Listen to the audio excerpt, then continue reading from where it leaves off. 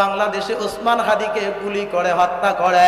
ও মুসলমান, এই রকম জুলুম আর নির্যাতন করে যে ব্যক্তিটা আমার আল্লাহরে মানে না, ওই ব্যক্তিটা মানুষকে খুন করতে দ্বিধাবোধ করে না। ঠিক কিনা বলেন? আমি দেখেছিলাম ওসমান হাদি ইনকিলাবের একজন সে দায়িত্বশীল নেতা। যদি জামাতি ইসলাম ভুল করত তার বিরোধিতা করত।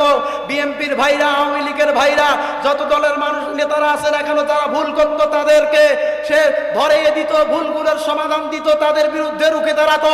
ওসমান হাদি ভাই এই দেশের মধ্যে অন্যায়ের বিরুদ্ধে রুখে দাঁড়ার জন্য একজন খালিদ বিন ওয়ালিদের উত্তরসূরি ছিলেন। আওয়াজ করে বলেন ঠিক কিনা?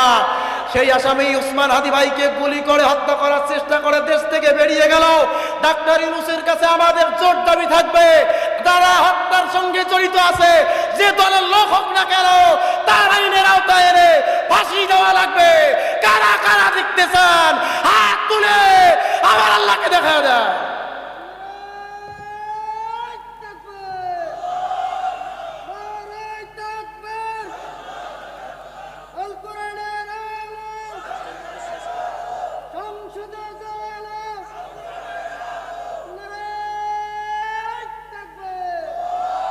আল্লাহ কবুল আর মঞ্জুর করুন, জোরে বলেন আমিন। এবার 2 নম্বর দাবি মঞ্জুর হয়ে গেল। ইবলিস বলে, আল্লাহ কিয়ামত পর্যন্ত দুনিয়ার মধ্যে থাকবো, আমার অনুসারীরা থাকবে, তাদের জন্য ধন সম্পদ, টাকা পয়সা, খাওয়া দাওয়ার অভাব না থাকে। ও মুসলমান, অনেক নামাজি ইমানদার আছে, মাঝে মধ্যে ডাক দিয়া বলে, হুজুর আমরা নামাজ পড়ি, মানুষের বাড়িতে কাজ করে খাই, কিন্তু আমাদের অভাব তো দূর হয় না। ও ভাই, আপনারা যারা বলেন অভাব দূর হয় না, ও মুসলমান, আল্লাহর হাবিবকে পৃথিবীর মধ্যে শ্রেষ্ঠত্ব দান দিয়া, শ্রেষ্ঠত্ব বানায়া এই পৃথিবীর মধ্যে আল্লাহর হাবিবকে আমার আল্লাহ প্রেরণ করেছেন। সেই হাবিব মুহাম্মদুর রাসূলুল্লাহ পৃথিবীর মধ্যে অবতরণ হলেন, সেই রাহমাতুল লিল আলামিন। তেনার সম্পদ দুনিয়ার মধ্যে নাই, তেনার বড় সম্পদ নবীজি দুনিয়ার মধ্যে রেখে গেলেন। আওয়াজ করে বলুন না, সেই সম্পদের নাম কি? আল্লাহর কোরআন দুনিয়ায় রেখে গেলেন। আল্লাহ একজন অমুসলিমকেও খাওয়ায়, হিন্দু ভাইরেও খাওয়ায়, একজন মুনাফিককেও খাওয়ায়, একজন বৌদ্ধ ভাইকেও খাওয়ায়, একজন সুদখোর, ঘুষখোর, জেনাখোর, অশ্লীলতার কাজকারী ব্যক্তিকেও আমার আল্লাহ রব্বুল আলামিন খাওয়াইতে থাকে। আল্লাহ তাদের রিজিক বন্ধ করেন না। আমরা সূরাতুল ফাতিহা প্রতিদিন তেলাওয়াত করি। আমার সঙ্গে বলুন, আর রহমানির রহিম। এইখানে 2টা শব্দ আছে, রহমান একটা শব্দ, রহিম একটা শব্দ।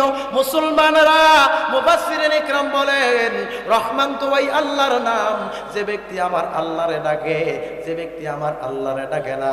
হিন্দু, বৌদ্ধ, খ্রিস্টান, অমুসলিম যত ধরনের মানুষ আছে যারা আমার আল্লাহর ইবাদত করে না, সমস্ত মানুষদেরকে আমার আল্লাহ রহমান নামের ওসিলায় রিজিকের বরাদ্দ করে দেন। সুবহানাল্লাহ।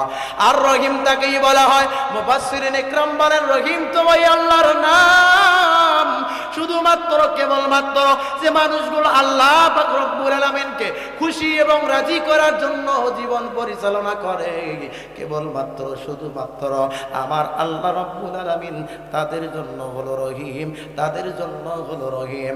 আওয়াজ করে বলা যায় নাকি সুবহানাল্লাহ?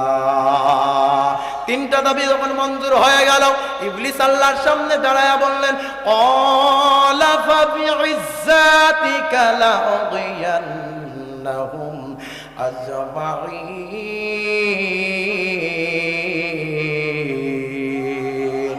আল্লাহকে বলে, আল্লাহ যে আদমের কারণে আমি আজকে বিতাড়িত হলাম, আপনার ইজ্জতের কসমকে আজকে বলতেছি, দুনিয়ায় যতদিন থাকবো মানুষের মধ্যে বিশৃঙ্খলা তৈরি করে দিব, সৃষ্টি করে দিব।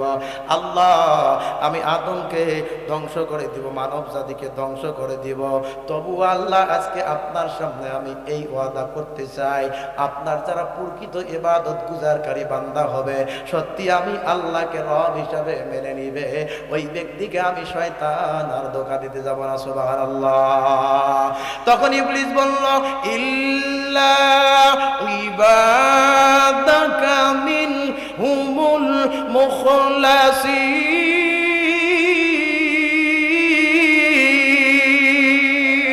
তখন ইবলিস আল্লাহর সামনে ওয়াদা করল, রব্বুল আলামিন আপনার সামনে আজকে ওয়াদা করলাম গো আল্লাহ, আমি আপনার প্রকৃত ইখলাস ওয়ালা মুখলেস বান্দা, প্রকৃত বান্দা যারা হবে আপনার কেবলমাত্র শুধু গোলামি করবে, আমি তাদেরকে ধোঁকা দিতে যাব না। যারা আপনার গোলামি করবে না তাদেরকে ধোঁকা দিতে যাব। এই জন্য মুসলমান একজনের গোলামি করবে, আওয়াজ করে বলুন না তিনি কে? মালিক ইবনে দিনার রাহমাতুল্লাহ আলাইহি আল্লাহর ওলি মানুষ, সুবহানাল্লাহ বলেন। মাযহাবের দ্বিতীয় নাম্বার ইমাম মালিক ইবনে দিনার রাহমাতুল্লাহ আলাইহি তিনি প্রতিদিন কবরস্থানের পাশে গিয়ে দাঁড়াইতেন, কিছু সূরা কিরাত তেলাওয়াত করতেন কবরওয়ালা ব্যক্তিদের রূহে সানির জন্য। মালিক ইবনে দিনার কবরওয়ালা ব্যক্তিগুলোর কবরের পাশে দাঁড়ায়া তাদের রূহের মাগফিরাতের জন্য, ইসালে সওয়াবের জন্য, ইসালে সওয়াব অর্থ হলো সওয়াব পৌঁছানো। মালিক ইবনে দিনার প্রত্যেকটা দিন কোরআনুল কারীম তেলাওয়াত করত কবরের পাশে দাঁড়ায়া, আর আল্লাহরে বলতো, আল্লাহ এই কবরস্থানে যত মানুষ শায়িত আছে এই তেলাওয়াতের উসিলায় সবাইকে আপনি জান্নাতের মাকাম দান করে দেন, সুবহানাল্লাহ। মালিক ইবনে দিনার প্রতিদিন তেলাওয়াত করে।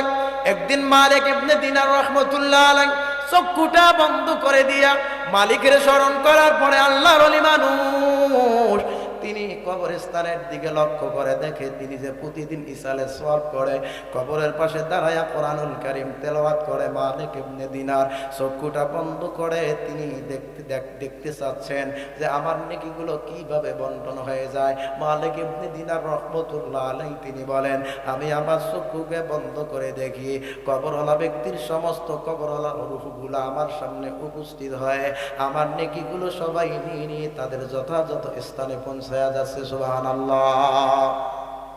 কিন্তু বড় কথা হলো মালিক ইবনে দিনার রাহমাতুল্লাহ আলাইহি বলেন, ওরে দুনিয়াবাসী, ও পদ্মার অন্তরালের মা বোনেরা, গভীর মনোযোগ।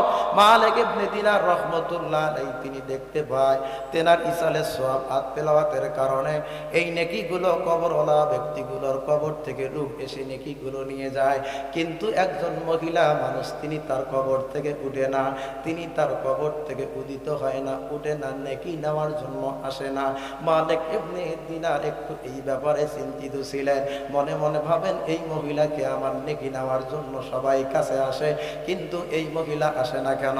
কয়েকদিন পরে মালিক ইবনে দিনার রাহমাতুল্লাহ আলাইহি তিনি আবার ওই কবরের পাশে দাঁড়ায়া আল্লাহর কালাম কবরওয়ালা ব্যক্তির রূহে সানির জন্য, কবরওয়ালা ব্যক্তির ইসালের সওয়াব দেওয়ার জন্য, তেলাওয়াতের নেকি তাদের রূহ মুবারকে পৌঁছার জন্য মালিক ইবনে দিনার কয়েকদিন পরে আবার কবরের পাশে দাঁড়ায় গেছে, কবরস্থানের পাশে।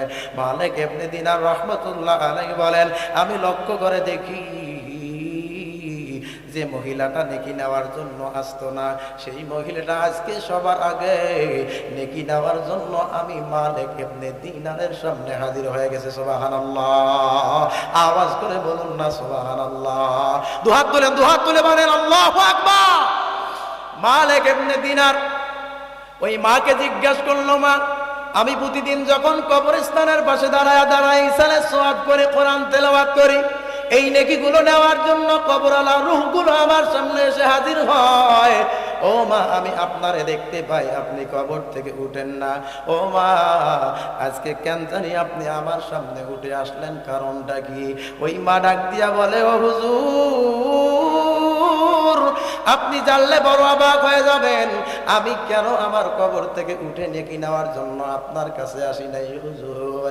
আপনি জানেন না আমার একটা সন্তান দুনিয়ার মধ্যে ছিল, সে ব্যবসা করত, কিন্তু আমার সন্তানটা ছিল হাফেজ কোরআন, আমার সন্তান ব্যবসাও করত, কোরআনুল কারীম তেলাওয়াত করত, আমার সন্তান রাস্তা হাঁটতো, কোরআনুল কারীম তেলাওয়াত করত। এই জন্য আমার আলাদা কোনো নেকির প্রয়োজন হইতো না, এই জন্য আমাকে আলাদা কোনো নেকি লাগতো না, এই জন্য আমি কবরের মধ্যে শুয়েছিলাম।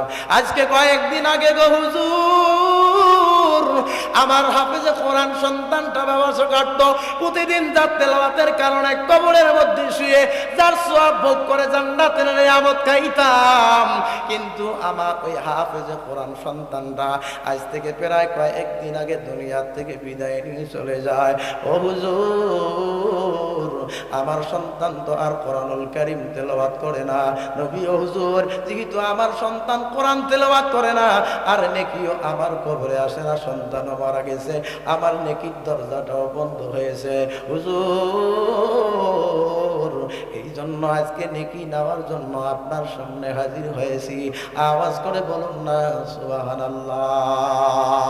ও মুসলমান, নেক সন্তান যদি দুনিয়ার মধ্যে রেখে যাও, এই নেক সন্তান যতদিন বেঁচে থাকবে, এই সন্তান আপনার জন্য মাগফিরাতের দোয়া করবে, কোরআনুল কারীম তেলাওয়াত করবে। আল্লাহর হাবিব বলে, কোন সন্তান তার মা বাবার জন্য যদি একবার আল্লাহর কাছে ইস্তিগফার করে, সঙ্গে সঙ্গে আল্লাহ ওই মা বাবার কবরে একটা মর্যাদা বাড়ায়া দেন। সাহাবীরা বলে, ইয়া রাসূলুল্লাহ, কোন সন্তান যদি তার মা বাবার জন্য 100 বার ইস্তিগফার করে, আল্লাহর হাবিব জানায়া দেন 100 বার ইস্তিগফার যদি করে কোন সন্তান তার মা বাবার জন্য, আমার আল্লাহ ওই মা বাবার কবরে 100টা মর্যাদা বাড়ায়া দিবেন। আওয়াজ করে বলুন না সুবহানাল্লাহ। এই জন্য সন্তানদেরকে কোরআন ওয়ালা বানানোর দরকার, বলেন আছে না নাই? ও মুসলমান, নেককার সন্তান রেখে যাবেন, আপনার জন্য কোরআনুল কারীম তেলাওয়াত করবে, যতদিন তেলাওয়াত করবে সওয়াব কবরে যাবে। বলেছেন, বলেন কে? ও মুসলমান, আপনি হাফিজ কোরআনের ছাত্রদের খাবারের ব্যবস্থা করবেন, বিছানার ব্যবস্থা করবেন, থাকার ব্যবস্থা করবেন, টিউবওয়েলের ব্যবস্থা করবেন, পোশাকের ব্যবস্থা করবেন, তাদের সুখ সুবিধার জন্য ব্যবস্থা করবেন। আল্লাহ আপনার জন্য জান্নাতের ব্যবস্থা করে দিবেন। আওয়াজ করে বলুন না সুবহানাল্লাহ। যে আল্লাহকে খুশি করতে গেলে নেককার সন্তান দুনিয়ায় রেখে দিতে হয়, কোরআন ওয়ালা মানুষের খেদমত করতে হয়, আর সওয়াব কবরে থেকে সাধভোগ করা যায়। সেই আল্লাহর হুকুম আমরা মানতে চাই কি চাই না? কারা কারা মানতে চান একটু হাতটা আলগা করে আল্লাহকে দেখায়া দেন। লিল্লাহি তাকবীর। হাত নামান। আল্লাহ পাক কবুল আর মঞ্জুর করুন। জোরে বলেন আমিন।